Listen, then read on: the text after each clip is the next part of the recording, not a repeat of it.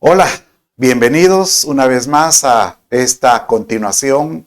Hemos estado navegando a través de este tema llamado la vida de Jesús. Hoy nos toca el quinto episodio y hermoso es poder navegar cronológicamente desde su nacimiento hasta su crucifixión y resurrección.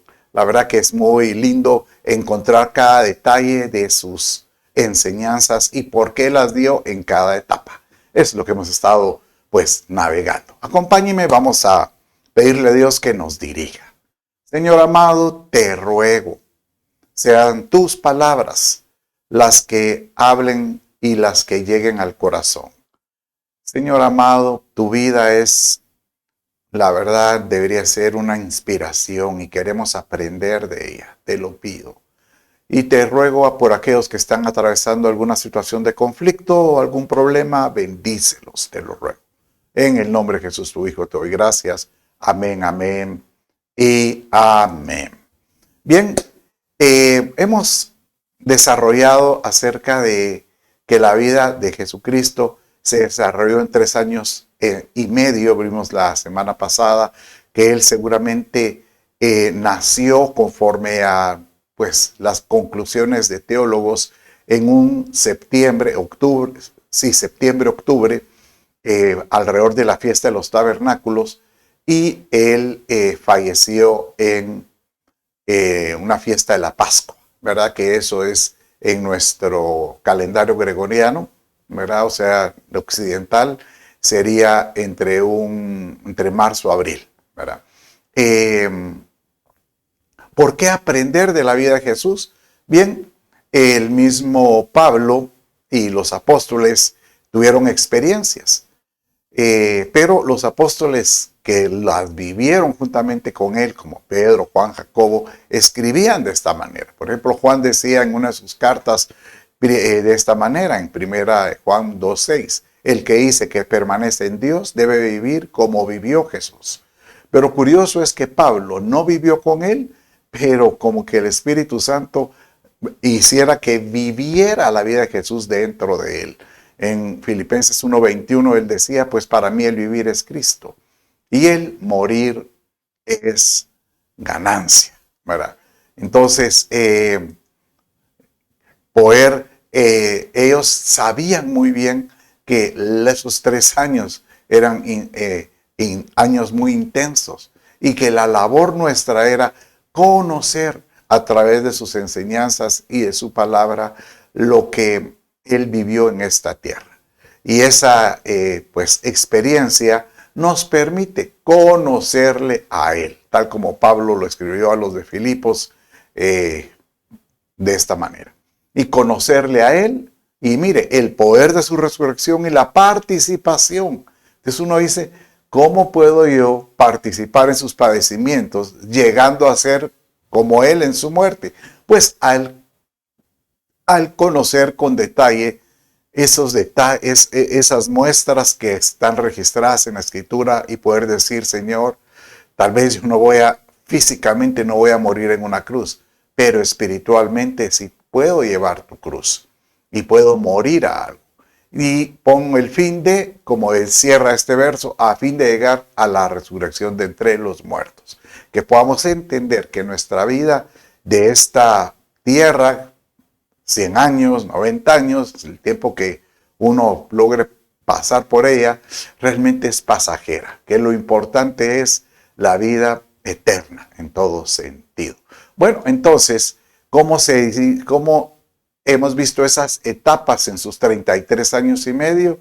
Bueno, vimos en el primer discipulado acerca de su genealogía, su nacimiento, su niñez. En el segundo vimos su primer año, que fue de introducción, de presentación, cómo es que se dio a conocer, cómo es que eso llegó a ser un conflicto en el lugar donde él vivía, en Nazaret, porque en Nazaret lo conocieron a él como un carpintero, como el hijo del carpintero.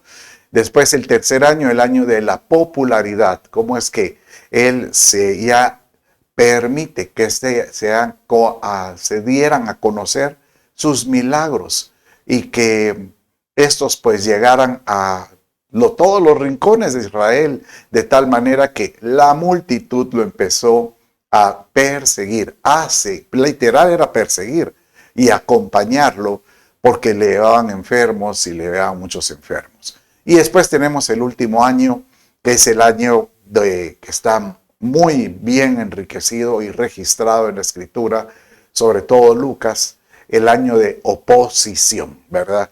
Este año es cuando se levantan todos los religiosos y buscan detalles, le meten espías. Dentro de los mismos discípulos habían, como diríamos, orejas, tratando de escuchar lo que él decía y ver cómo utilizar esos argumentos para poderlo meter a juicio y poderlo pues condenar, y que así lo lograron con mentiras. Después vamos a ver en otro discipulado acerca de los últimos meses, los últimos, calculo 3 meses. Si él murió en una Pascua, vamos a estar viendo de enero, febrero, marzo, esos últimos meses. Y después hay mucha información acerca de la última semana, y no digamos de la última semana, que incluye hasta su muerte y después la resurrección y la ascensión. Bueno, hoy vamos a continuar entonces con la segunda etapa del año de la oposición. Les decía la semana pasada que hay mucha información acerca del año, ese tercer año de Jesús. Es más, los evangelios, yo por lo que he visto yo, tal vez la cuarta parte de los evangelios habla de su primero y segundo año, pero unas 2/3 partes se refieren a tu último año de vida y los últimos meses, semanas, hasta que Él resucita. O sea que esta última etapa es la que está muy enriquecida. ¿Por qué la importancia de la oposición? Vimos la semana pasada, porque era cuando estaban los enemigos o los religiosos de la época buscando, acechando, viendo cómo encontrar argumentos para poderlo enjuiciar. Y por eso es que los fariseos enviaban continuamente a no solo orejas, llamémosle así, sino que también a los, como decirte, a los que estaban encargados de la ley, ¿verdad? Como alguaciles, como decirle la policía. Les decía, vayan a escucharlo porque él dice cosas en contra de Israel. Y lo que trataban de levantar era que él era un hombre sedicioso, que él estaba reuniendo a muchedumbres para recrear una revuelta.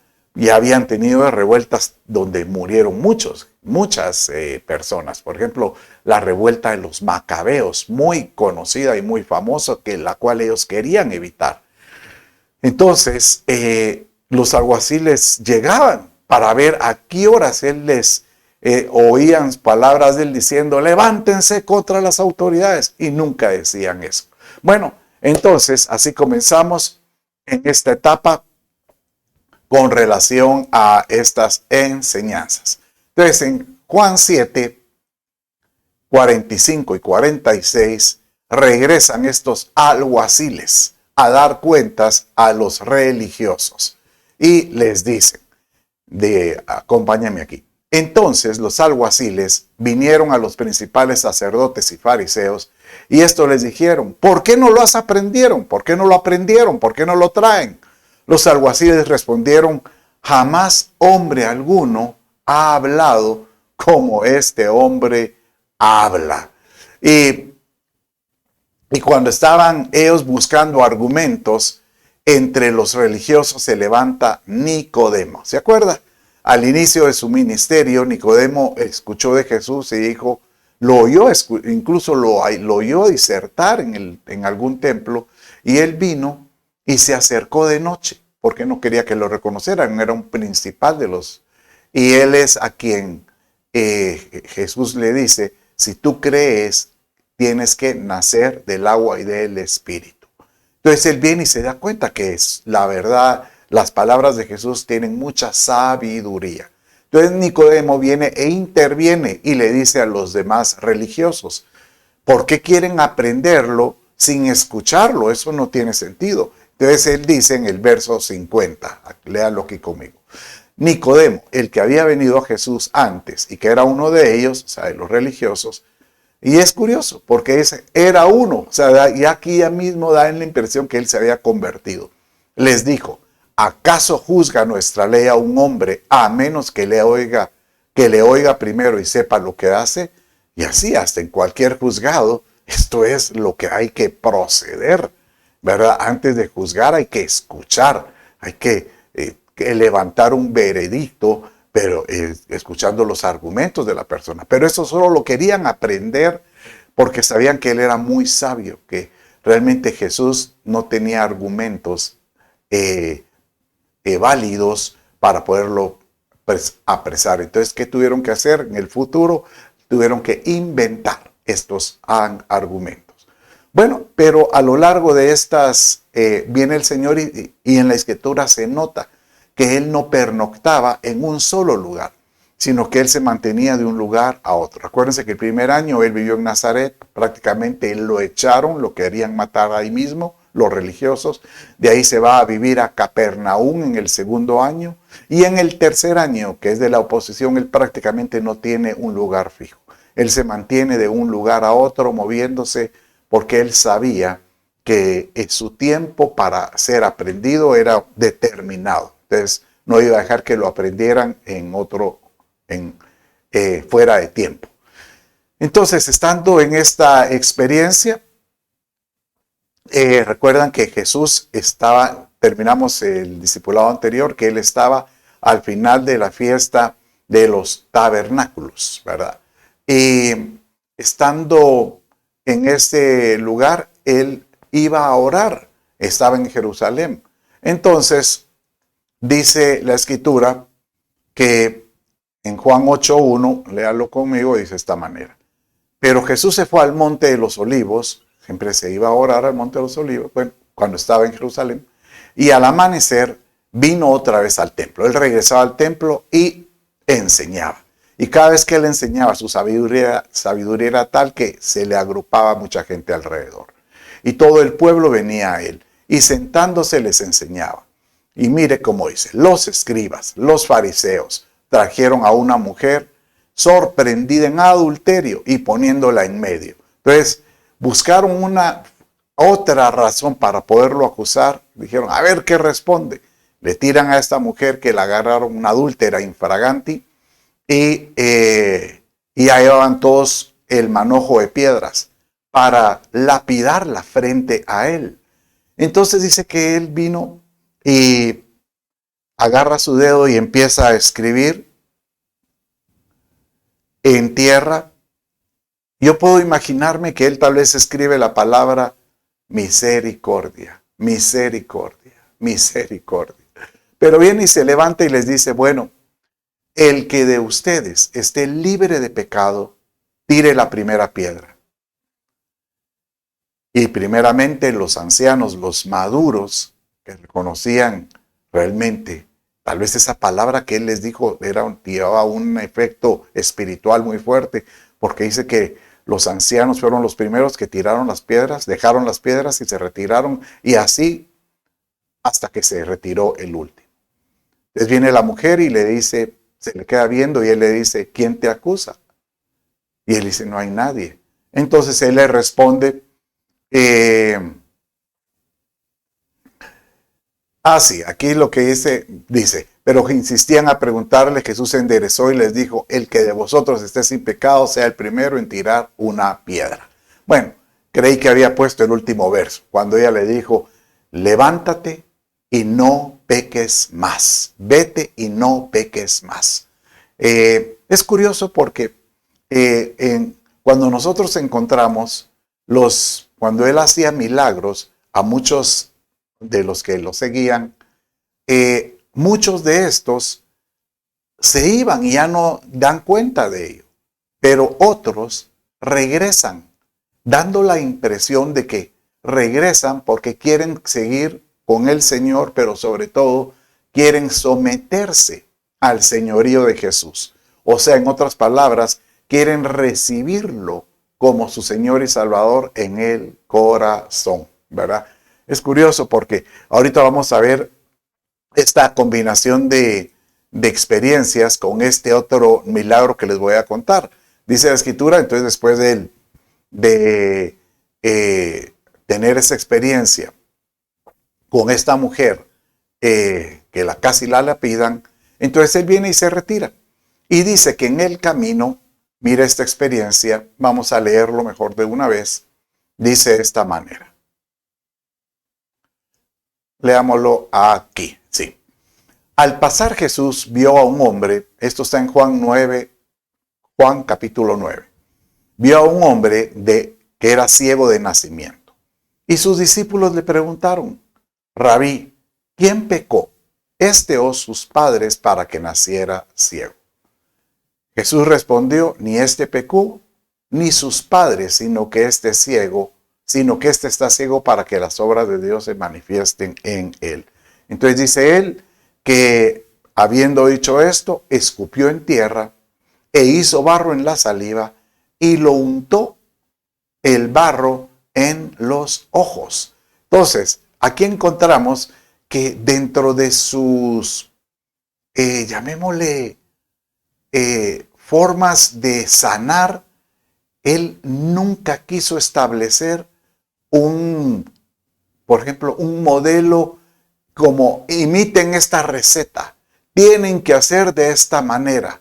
No, él sencillamente, como aquel otro ciego que sencillamente le puso las manos sobre los ojos, aquel otro, un sordo que casi le metió el dedo así dentro del oído. O sea que al paralítico, un paralítico que solo le dijo, ni lo tocó, solo levántate, toma tu lecho y vete. O sea que él lo que daba a entender era que nosotros cuando operemos para creer por un milagro, no imitemos una receta. No estemos, ¿cómo es que lo dijo? ¿Cómo fue que él dijo? No, sencillamente que tengamos esa certeza y esa convicción de que Dios es el que obra, que Dios es el que sana y que Jesús, como él lo dijo, en el nombre de Jesús yo te declaro sano. Y ya sea a la distancia, imagínense que hay milagros en Hechos que habla de que la sombra de los discípulos, o sea, eran tantos que dijeron, pongan los enfermos tantos y cuando pasemos nuestra sombra los sanará. Pero no es que sea la sombra la que sanara, sino que era la fe de las personas al pasar la sombra a saber, yo soy sano. ¿Verdad? Pablo, para poder ayudar a esa fe, le dijo a alguien, tráigame un paño del enfermo. Y oró por el paño y dice, ve y ponle el paño a la persona. No es que nosotros tengamos que agarrar ahora la ropa interior de alguien, no. Sino que está diciendo, ten fe, ten fe. Pero lo más importante con un milagro de salvación es de sanidad, es la salvación. Por ejemplo, en este caso del ciego, dice que el ciego se convirtió porque él era de nacimiento. Y esto se convirtió en una noticia que recorrió el lugar. Entonces los religiosos mandaron a llamar a los padres del ciego. Y cuando le dijeron, ¿y ustedes realmente están seguros que él estaba ciego? Y pregunten a los papás. Y los papás le dijeron, miren, ustedes crean lo que quieran. Pero no, este era nuestro hijo y nosotros sabemos que estaba ciego. No, eso lo inventaron ustedes. Eso lo inventaron. Entonces es irónico porque igual al hombre ciego le hacen la misma pregunta y el ciego le responde. Es increíble, les dice, que ustedes siendo espirituales no puedan creer en un milagro, mientras que él, que ustedes le llaman no espiritual, miren el milagro que hizo. Entonces, ¿por qué los milagros operan en él, que es el no espiritual, y en ustedes, que son los espirituales, no los hay? Entonces vienen ellos y dice que se molestan en gran manera y lo echan. Entonces cuando lo echan, Jesús escucha acerca de este ciego. Entonces mire lo que sucede. En Juan 9, 35, 39. Jesús oyó decir que lo habían echado fuera. Y hallándolo, o sea, aquí es interesante porque Jesús lo buscó. Le dijo, ¿crees tú en el Hijo del Hombre? Él respondió y dijo, ¿y quién es, Señor, para que yo crea en él? Jesús le dijo, pues tú le has visto, y el que está hablando contigo ese es. Él entonces dijo, creo, Señor, y le adoro. Y Jesús dijo, yo vine a este mundo para juicio, y para que los que no ven, vean, y para los que ven, se vuelvan ciegos. Qué hermosa esta experiencia, porque nuevamente encontramos que entre todos los milagros que él hizo, muchos fueron sanos, pero muchos fueron salvos. Pero muchos fueron sanos y únicamente se quedaron con su sanidad. Lo más importante en un milagro es que la gente pueda recibir su salvación en todo sentido. Bien, ¿se acuerdan que en el segundo año Jesús entrena a los discípulos y los envía a hacer una comisión y los envía de 2 en 2, ¿verdad? Bueno, sucede que seguramente vimos que él, dentro del grupo de gente que lo seguían, él desarrolló un grupo de discípulos que superaban los 12, porque él de entre todos estos escogió a sus 12. Tanto es así que esta cantidad de discípulos da la impresión que eran superaban a los 70. ¿Por qué? Porque viene Jesús y posteriormente dice que selecciona a 70 y los envía de 2 en 2 para que ellos puedan pues tener esa labor, esa experiencia de lo que hicieron sus discípulos originales, esa labor, experiencia de lo que miraban en Jesús. Y mire lo que sucede, porque es hermosa esta anécdota, o bueno, esta experiencia que llamémosle que registrada en los evangelios. Entonces dice en Lucas 10 y 17. Los 70 regresaron con gozo diciendo, Señor, hasta los demonios se nos sujetan en tu nombre. Y él les dijo, yo veía a Satanás caer del cielo como un rayo. Mira, os he dado autoridad, ahí está, os he dado autoridad para hollar sobre serpientes y escorpiones y sobre todo el poder del enemigo y nada os hará daño. Sin embargo, no os regocijéis en esto, de que los espíritus se os someten, sino que regocijaos de que vuestros nombres están escritos en los cielos. Y dice, hay un verso después que dice que entonces el Señor se regocijó en el Espíritu.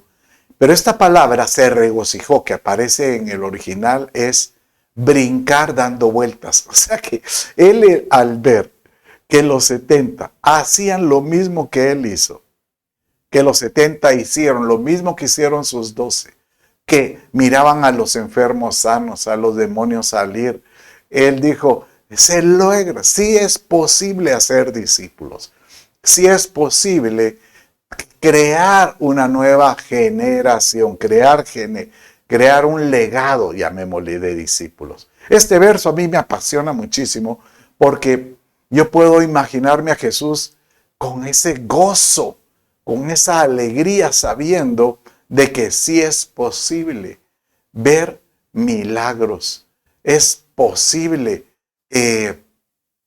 ver cómo el Señor obra en todo esto. Realmente es impresionante. Y sabes una cosa que ahorita recuerdo que cuando estaba él viendo a estos el reporte de los 70, dice la escritura que posteriormente vinieron,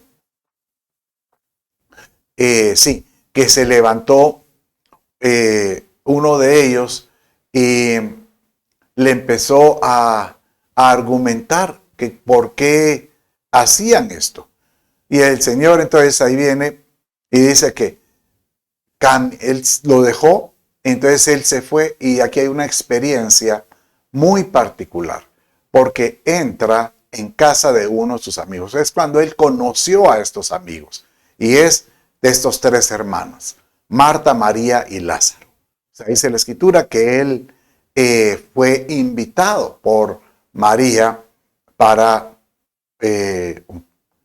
poder entrar a su casa. Leamos en Lucas 10, 40 y 42, porque este es un verso muy particular, muy especial. Y dice de esta manera, y muy conocido. Pero Marta se preocupara, pues Jesús estaba con sus discípulos y él seguía enseñando y seguramente muchos discípulos estaban alrededor. Y Marta se preocupaba con muchos quehaceres y acercándose dijo, Señor, ¿no te da cuidado que mi hermana me deje servir sola? Dile pues que me ayude, porque había que atender a muchos discípulos. Y respondiendo Jesús le dijo, Marta, Marta, ese es un verso muy conocido. Marta, Marta, afanada y turbada, estás con muchas cosas. Esto fue a mediados del año de la oposición. Ya quedaban prácticamente 6 meses para que él entregara la vida. Y después dice en el verso 42, pero solo una cosa es necesaria. Y María ha escogido la buena parte, la cual no le será quitada. ¿Verdad? La verdad que es hermoso saber que el Señor aún a los íntimos, a los cercanos, Él les dice que lo más importante es aprovechar el tiempo si tienes la oportunidad de escuchar una palabra de Dios. Es como que si nos estuviera hablando en estos tiempos diciéndoles, es cierto, hay muchos afanes, hay muchos quehaceres, tenemos que comer, tenemos que trabajar, tenemos que responder a obligaciones, pero lo más importante es escoger la mejor parte y escoger aquello que no será quitado, aquello que permanecerá en nosotros. Realmente es lindo porque aquí hay una enseñanza a aquellos que dicen que son afanados por sus quehaceres y dicen, Señor, yo te quiero servir, pero tengo que responder ante mi familia o responder ante esto. Pero el Señor te dice, yo te entiendo que tengas que responder, pero escoge la mejor parte, ¿verdad? Bueno, después de estar con sus amigos estos, vuelve a salir y la multitud lo sigue. Y acuérdese que dentro de esa multitud estaban estos fariseos, estos religiosos que vieron cómo es que él envió a los 12, ellos vieron cómo envió a los 70 y incluso él viene y les cuenta una historia. Ahorita él está caminando y él les cuenta aquella historia de Rico y Lázaro, donde él les dice, miren, ¿de qué sirve que tú tengas muchas cosas? Y esta historia él la contó porque uno de ellos le dijo, ven y entra a mi casa. Bueno, leámoslo como dice para poder entender esta historia de Rico y Lázaro. ¿Cuándo es que él la contó y por qué él la contó? Luego que vino un fariseo, dice en Lucas 11:37, sí. Luego que hubo hablado, le rogó un fariseo que comiese con él. Entonces, y entrando Jesús en la casa, se sentó a la mesa. El fariseo, cuando lo vio, se extrañó que no se hubiese lavado antes de comer. Y ahorita estamos en el verso 38 y hasta el verso 53, voy a leer después lo que sigue, él empieza a remitir, dándole duro, diciéndole, mire, él fue invitado por un fariseo, un religioso, está en su casa. Y seguramente, como está en casa del religioso, hay muchos otros religiosos, hay muchos otros, llamémosle levitas, fariseos en esa casa. Y estando ahí, viene y empieza él a darle duro contra los religiosos. Entonces él les dice, ustedes son, y les empieza comparándolos, sepulcros blanqueados, por dentro están llenos de huesos, muertos, aunque por fuera están bien pintados.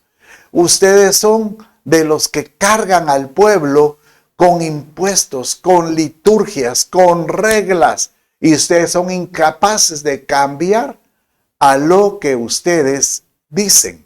Y así, miren, uno tiene que leer Lucas 11, todas las injurias, llamémosle así, acusaciones, todas las verdades. Bueno, esa es la verdad. Él le sacó sus verdades a todos estos fariseos, estando él en casa de un fariseo. Y por último, él habla sobre la historia de Rico y Lázaro, diciéndole que había un gran rico, ¿verdad? Que tenía mucho dinero y que ellos eran como estos, que tenían muchas cosas, pero realmente en el día del juicio iban a ser condenados, ya que Lázaro iba a llegar al seno de Abraham.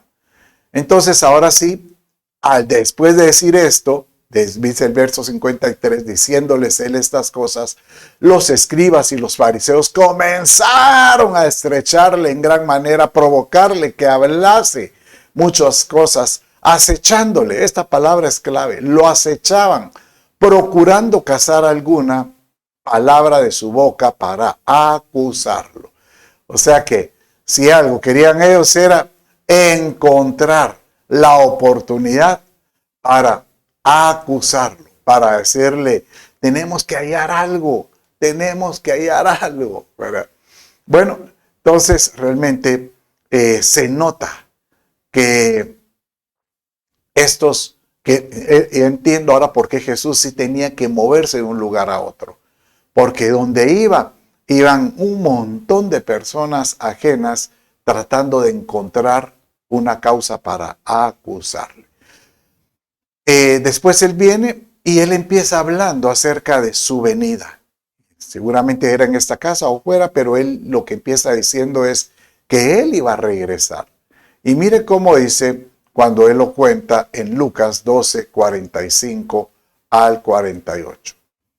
Mas si aquel siervo dijera en su corazón, mi señor tarda en venir, es una parábola, y comenzare a golpear a los criados y las criadas, y a comer, a beber y a embriagarse, aquel siervo que conociendo la voluntad de su señor no se preparó ni hizo conforme a la voluntad, recibirá muchos azotes. Y dice el 48, mas el que sin conocerla hizo cosas dignas de azotes, será azotado poco. Porque todo aquel a quien se haya dado mucho, mucho se le demandará, y aquel que se le ha dado mucho, al que mucho se le haya confiado, más se le pedirá. Yo puedo imaginarme que esto él se lo está dirigiendo a sus discípulos directamente, aunque hubieran otras personas, pero él les está diciendo, ustedes que han estado muy cerca de mí y han oído, y Jesús ya les hablaba de que él iba a entregar su vida y que su muerte era necesario para dar una redención. Y ellos, estando muy cerca, conociendo en boca del Maestro el propósito, y que el propósito de cada uno de ellos es como que ellos tenían en su corazón, conocían la voluntad de su Señor y tenían que prepararse. Pero aquellos que no se preparan van a recibir llamémosle así, la respuesta de su falta de preparación. Y esto es muy lindo porque igual sucede en estos tiempos.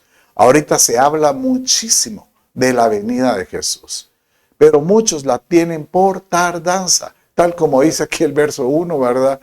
Ay, mi Señor tarda en venir. Y comienza a vivir en una vida pues mucho más liviana, mucho más, llamémosle así, sin compromiso. Una vida sin ser tan radical. Entonces, prácticamente, el Señor dice, aquel que conociendo mis tiempos y sabiendo que yo vengo y no se prepara, realmente él va a recibir azotes. Él va a recibir. Y uno dirá, ¿cómo puede ser que nos van a azotar? No, sino que de alguna manera tenemos que pasar un proceso de purificación. Yo creo que eso es en el alma, ¿verdad? Bueno. Pero dice la Escritura entonces que el Señor Jesús nunca dejaba de enseñar. Él pasan los tiempos, pasan las semanas y llega a la sinagoga y dice que aquí hay una sanidad también muy interesante, que es la de la mujer encorvada. En Lucas 13:10 dice así: enseñaba Jesús en una sinagoga en el día de reposo. Y había allí una mujer que desde hacía 18 años tenía un espíritu de enfermedad y andaba encorvada. Y en alguna manera no se podía enderezar. Cuando Jesús la vio, la llamó y le dijo: mujer, eres libre de tu enfermedad. Y puso las manos sobre ella y ella se enderezó luego y glorificaba a Dios. A mí este milagro me agrada muchísimo porque, primero, esta mujer estaba en la sinagoga, buscaba a Dios. Y en su búsqueda seguramente pasaron muchos años, a ver cuánto tiempo, no dice el tiempo. Bueno, dice que tenía 18 años, sí. Y que tenía 18 años que un espíritu había llegado a esa enfermedad. O sea que ella estaba bien y de repente quedó encorvada. Ese espíritu lo que provoca es que esta mujer ya solo pueda ver hacia la tierra. No pueda ver hacia arriba. Ese espíritu hace que la gente ya no puede ver las cosas celestiales. Y muchos, aunque físicamente tal vez no están encorvados, pero espiritualmente están encorvados. Ya solo pueden ver las cosas terrenales, a pesar que van a la iglesia. Y lo lindo es que el Señor Jesús aquí nuevamente hace un milagro antagónico porque lo hace en el día del reposo, o sea, en un Shabbat. Y esto enardecía a los religiosos. ¿Por qué él hacía milagros en el Shabbat? Y posteriormente, y siempre hay registro de varias veces cuando le preguntan los religiosos, ¿por qué sana en el Shabbat? Y él le dice, bueno, ¿es lícito sanar en el sábado o no es lícito? O sea, ¿cuál es el impedimento? Por ejemplo, y él en una oportunidad da este ejemplo. Si uno de ustedes trae su buey, su caballo, y se le va en el día de reposo en alguna zanja, en algún pozo, en algún lugar donde ustedes saben que se pueda morir, ¿lo sacan o no? Pues sí, lo sacan porque si no se muere. ¿No es lo mismo el liberar a alguien de su zanja el día del Shabbat? Entonces él siempre era muy antagónico en todo esto.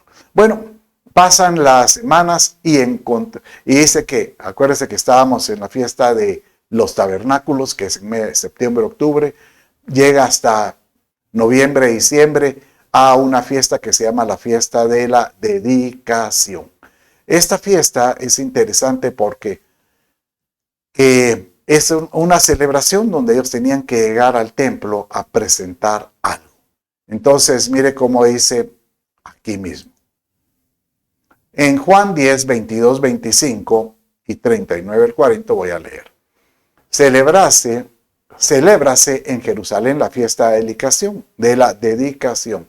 Esto era en invierno. Y Jesús andaba en el templo por el pórtico de Salomón.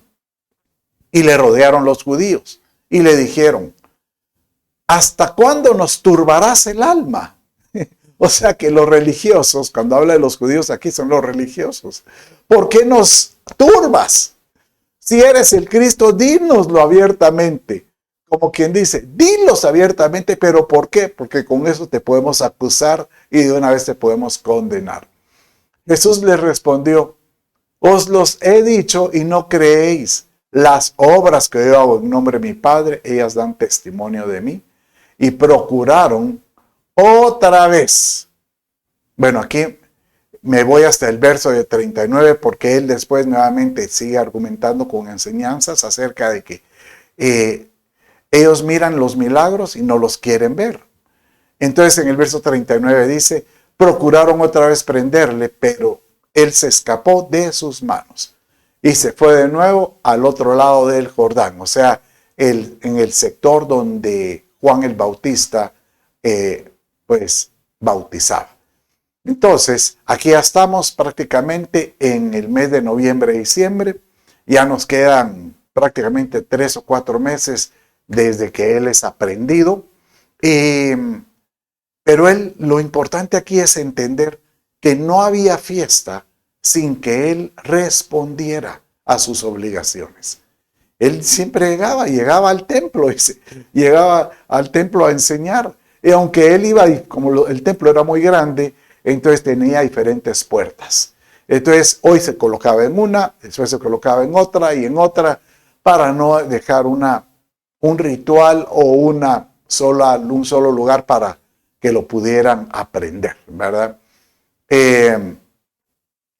Pero siempre le decían, ¿hasta cuándo nos turbas? O sea, ya estaban ellos desesperados de ver de que el Señor Jesús dijera algo diferente.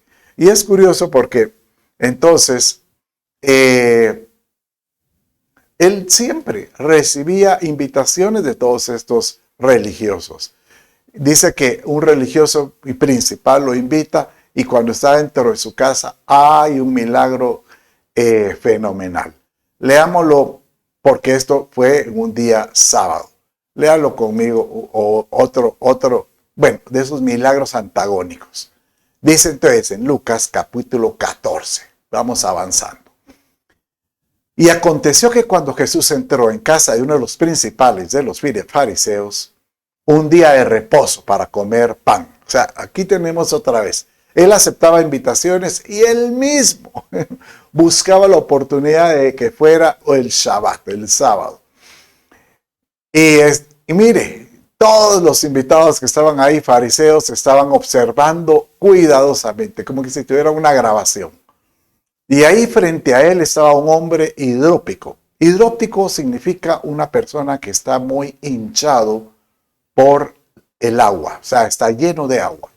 Y dirigiendo Jesús a los intérpretes de la ley y a los fariseos les habló diciendo, ¿es lícito sanar en el día de reposo o no? Y aquí es donde les tira lo que les dije en la experiencia pasada.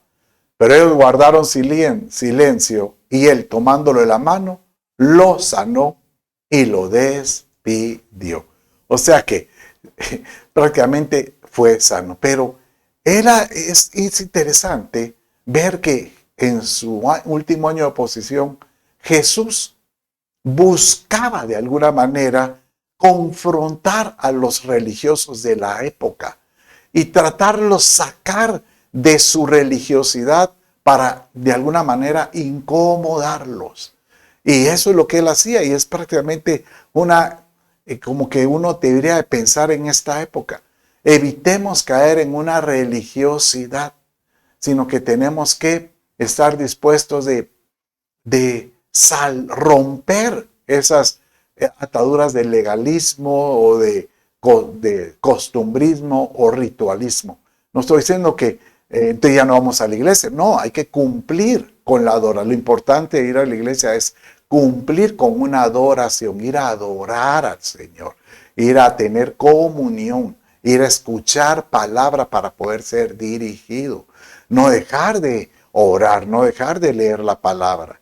Por supuesto que hacer todo esto requiere un precio. Por supuesto que si tú quieres ser creyente, tenemos que tener un precio por seguirlo. Posteriormente, estar con los religiosos, él va en el camino y una gran cantidad lo sigue. Y él viene y ya se voltea y les dice, ¿ustedes por qué me siguen? En otro evangelio, él les dice, ustedes me siguen porque yo les doy de hartar, les dice. En otro evangelio dice que él cuenta, ustedes supieran que voy a entregar mi vida, voy a derramar mi sangre. Y dice que cuando él cuenta esto, muchos ya no dejaron de seguirlo. Pero en este verso, mire lo que dice, como dice Lucas 14, 25. Grandes multitudes le acompañaban y él volviéndose les dijo, si alguno viene a mí y no aborrece a su padre, a su madre, a su mujer, a sus hijos, a sus hermanos y aún hasta su propia vida, no puede ser mi discípulo. El que no carga su cruz y viene en pos de mí, no puede ser mi discípulo. O sea, mire, qué una linda experiencia, porque se mira que habían muchísimos que ya lo miraban a él como aquel rey que iba a traer algún ejército celestial y que iba a sacar fuera a los romanos. Y por eso decían, este va a ser nuestro rey. Pero él viene y le dice, ¿por qué me siguen? Ustedes lo que tienen que hacer es, ¿qué me tienen que hacer? Tienen que negar, tienen que dejar todo por mí. Y tienen que, para ser mi discípulo, tienen que llevar la cruz de Cristo, ¿verdad?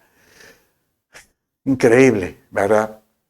Bueno, cuando ya voy a terminar en este tiempo, y dice que siempre él, entre esas multitudes, siempre habían no solo religiosos, sino también habían otro tipo de gentes que tenían la armonía de ver lo que estaba pasando en la vida de Jesús. Entonces dice que entre este grupo apareció este otro grupo. En Lucas 15, todos los recaudadores de impuestos y los pecadores se acercaban a Jesús para oírle. Es interesante cómo es que Lucas registra todos, o sea que era una gran cantidad.